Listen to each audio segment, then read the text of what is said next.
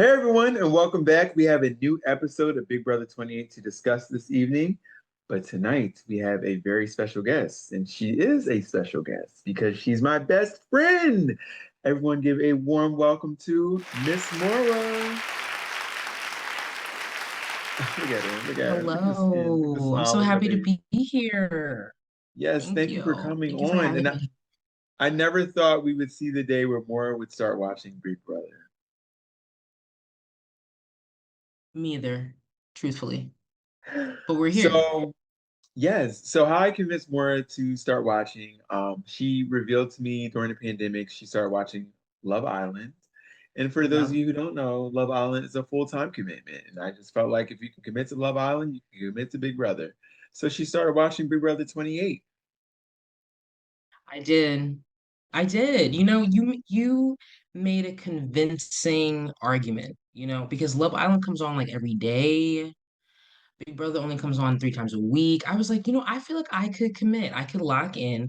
Also, if you guys didn't know, Bryce is the biggest Big Brother fan. And I was like, he's been talking about this for years. Let me see what the hype is about. I appreciate you for that, sis. I appreciate you. Thank you. So I Mhm. know when you watched your first episode, you were a little hesitant because it was very cheesy. You saw Rachel get, burned alive on television. You saw like time machines.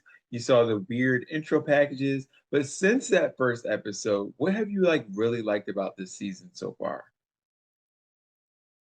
I didn't realize how much strategy goes into being a player on Big Brother. It's a sophisticated game. I'm not even gonna hold you. Like, it's so much more than just like a social game. It's a strategic game, and it's really about thinking 2 steps ahead, but also knowing when to pivot.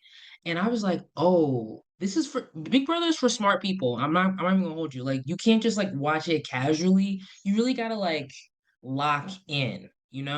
And I was like, oh, I can understand why everybody doesn't like it because lack of critical thinking is running rampant in this day and age. You know what I mean?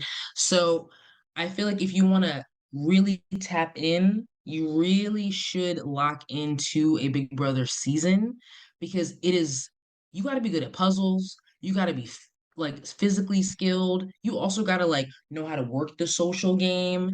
It's a lot of layers. Yeah, yeah. So with that, um, you've seen quite a few people leave the game. You've seen quite a few people be up for elimination or nominated. Who were some of the people you like coming into the season versus where we're at now? You're kind of like a little indifferent about.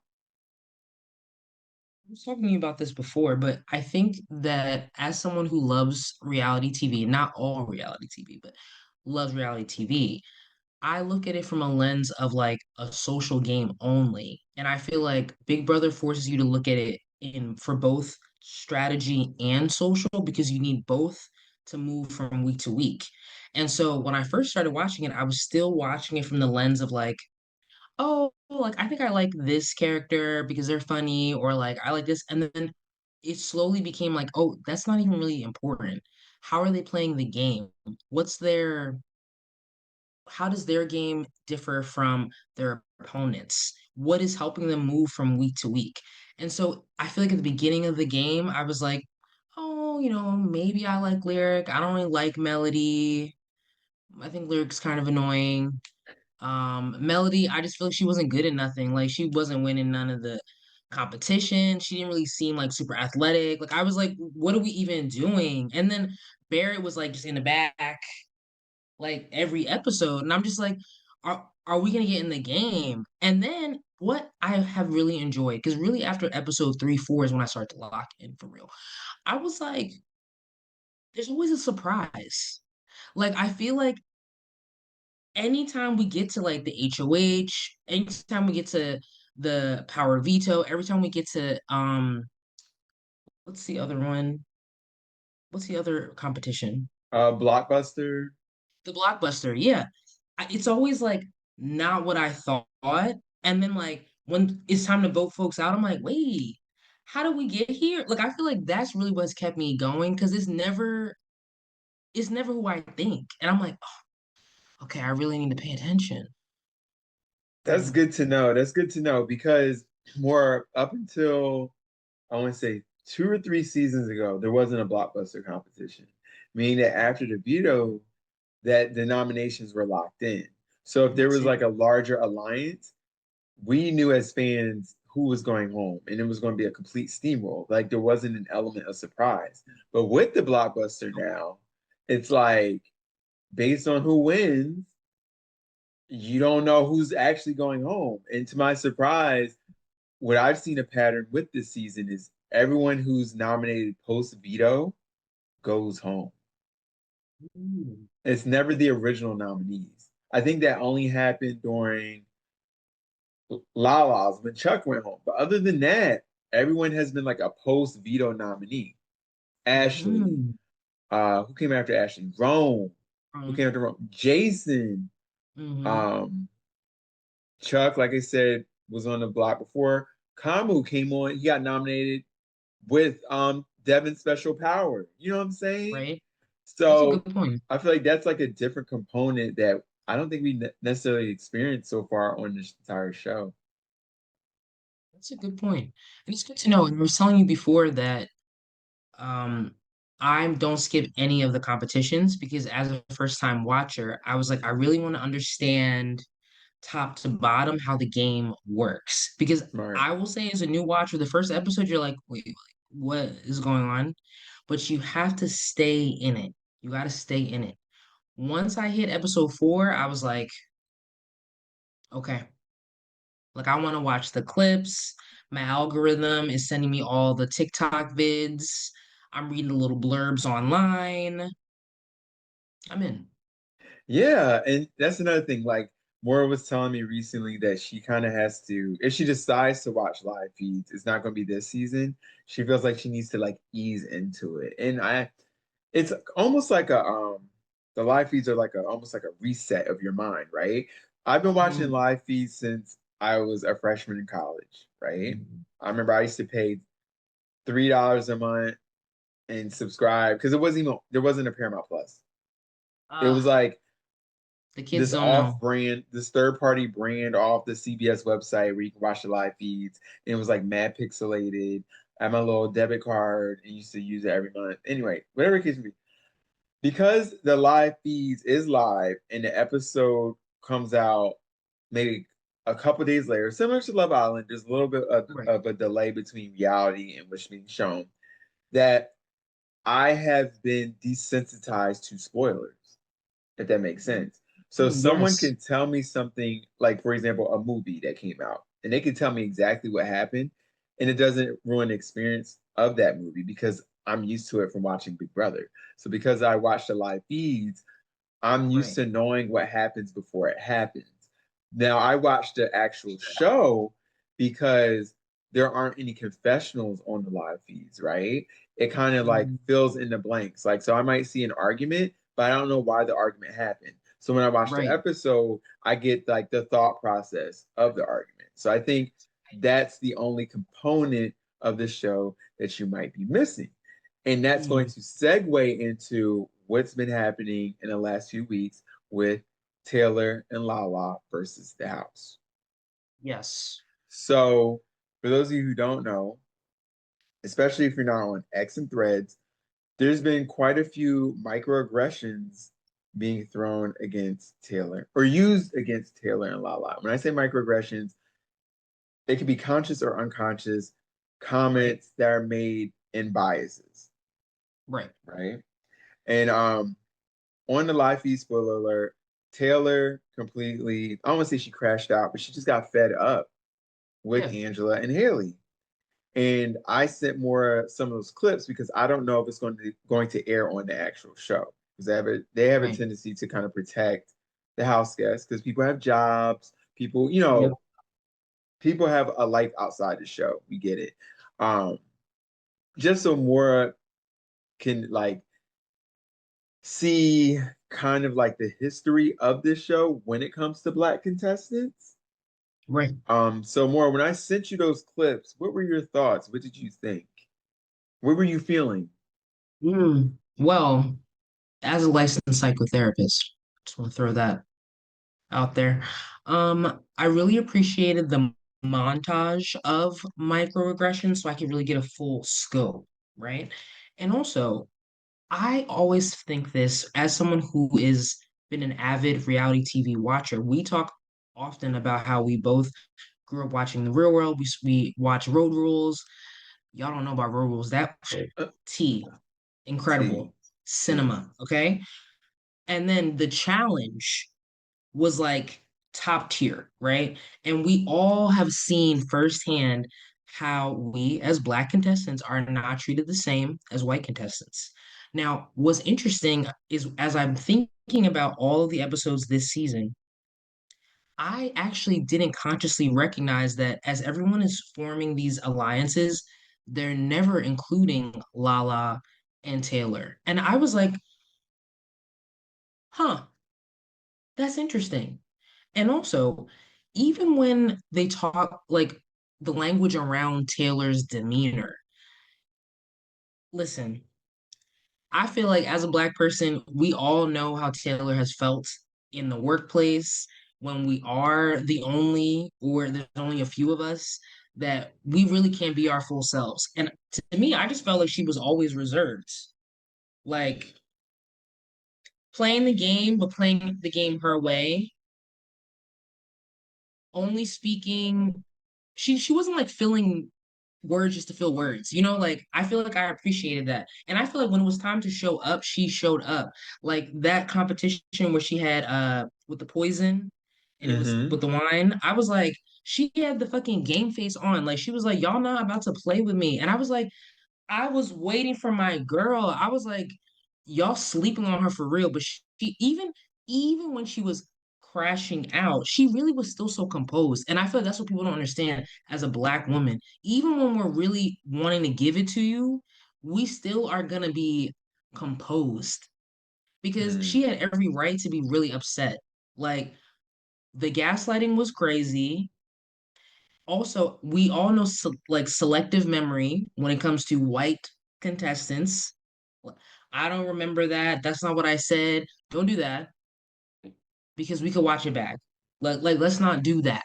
And then Run the tape. also, when we think about social game and Black contestants, like the odds are already against them in the house because there's only two of them. And even when Chuck was on, this is how I knew Chuck was gonna go home anyway.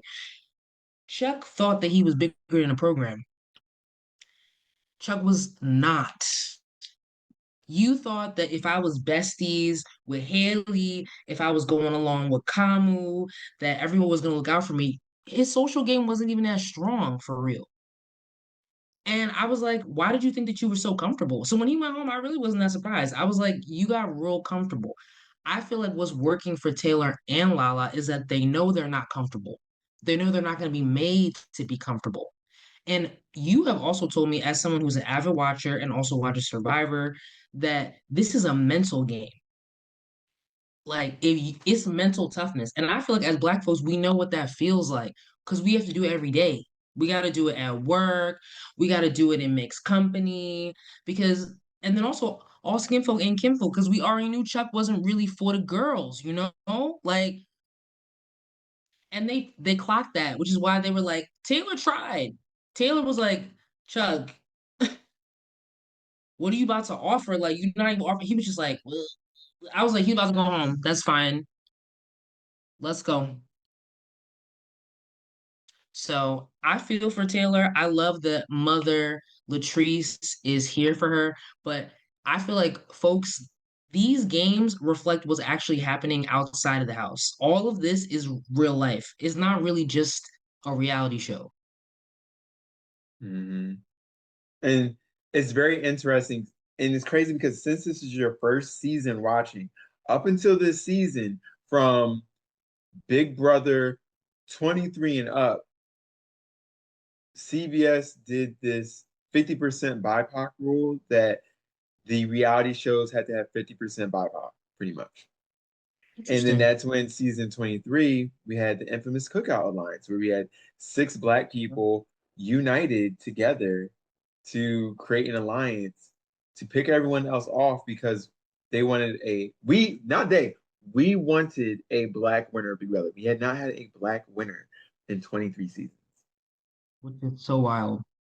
So then after that, we had season 24, which also had, I want to say, five black people.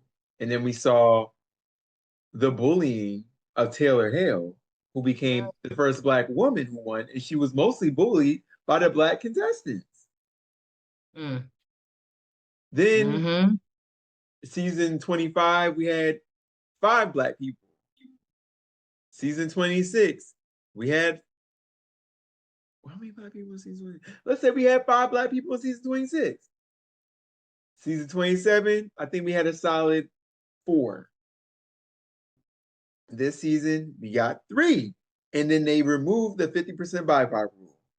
And now it's like, yet again, we're back in the Stone Ages. We're back. We take two steps forward to take three back.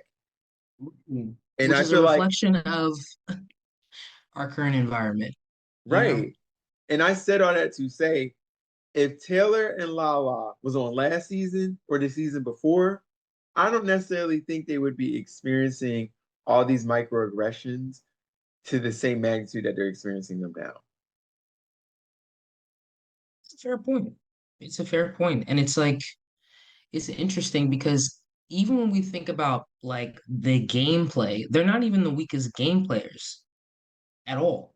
Like some of the folks who I feel like have been skating along all season are not strong players. Like Drew is not a strong competitor. He's also been playing the middle for a minute. Like, not impressive to me. Barrett, he's been stepping his game up as of late in the games, but like it's okay. His social game is not super strong. Like, it's all right. Like, I feel like if anything, Lala, when she won HOH, I was like, y'all slept on my girl. Y'all slept on my girl. And she really pulled out that win. Okay? Hmm. Well, since this is a spoiler podcast, Mora, we're going to dive into this week's events. I'm just going to list them out. I'm not going to go into detail because that's what the listeners want to hear. So Right. after Kamu's eviction, we have a head of Mm-hmm. household win by D. D nominates Lala, Tiffany, not Tiffany, Lala Taylor, Mm-hmm. and Drew, which was True. strange because it should have been Lala Taylor Haley. But she put up True. Drew because she wants Drew out. Mm-hmm. I played a reality game last night, so I was not around, didn't have no phone access. When I got my phone back, more guess who won Power Veto? Ooh. Lala. This is y'all, this is like a more does not watch live feed, so this is a natural reaction. Ooh. Locked in. I love it. Yes. Lala won veto. So now we just need Mm. Taylor to win that damn blockbuster, and we're good. Look, listen. Don't ever count us out. Y'all really gonna be tight every time. You're gonna be disappointed every time. I love that for her. Mm-hmm. Yes. And it's great. It's great because I feel like the more I lean into the Big Brother life, the more it's just like you're really rooting for the underdog. And I feel like Lala, everyone is like, she don't know how to play the game. She's always confused. I was like, I don't think Lala's confused. I think she's very intentional about how she is playing the game. And she knows. I also think it's a little bit of ageism too. They feel like that she's not really that sharp because she's an older player. Don't sleep. Right. Wise. And I'm Hmm. not even gonna hold you. I did count Lala out for the first few weeks I because mean, Taylor was yes. coaching her, right? Like she was Yes. coaching Yeah. her. And I will say, Lala, she needs a little coaching, but the potential is there. Yes. She's doing what Absolutely. she needs to do to stay in the game. Don't count her out. And Right. I owe Lala an apology. If you ever watch this, Mother Lala, I definitely counted you out at some point. Like I'm not even gonna hold it against you. Like don't hold it to my heart. Hold it to the game. Okay. But you have succeeded expectations.